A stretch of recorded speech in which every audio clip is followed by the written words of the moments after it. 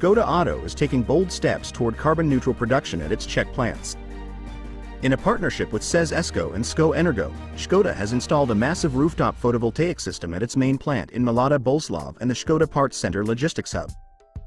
This solar power plant is no small endeavor, covering an area of over 10,000 square meters, equivalent to more than 15 tennis courts. It's equipped with more than 5,400 photovoltaic modules. The goal is clear: to generate more than 2 gigawatt-hours of emission-free electricity annually, enough to fully charge around 25,000 Enyaq 85 cars.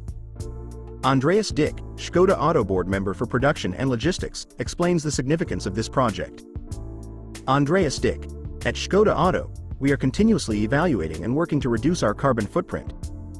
Green production is a central pillar of our roadmap through this decade of transformation and our ambitious sustainability efforts.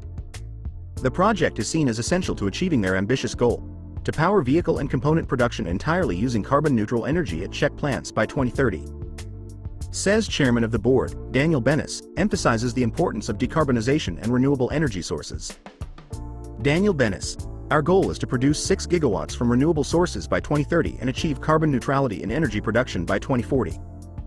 This project is a testament to how Škoda Auto is actively pursuing sustainability, reducing their environmental footprint and ensuring a greener future.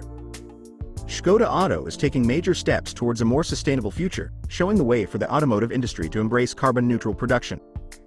This initiative is a critical component of Škoda's vision for 2030 and beyond.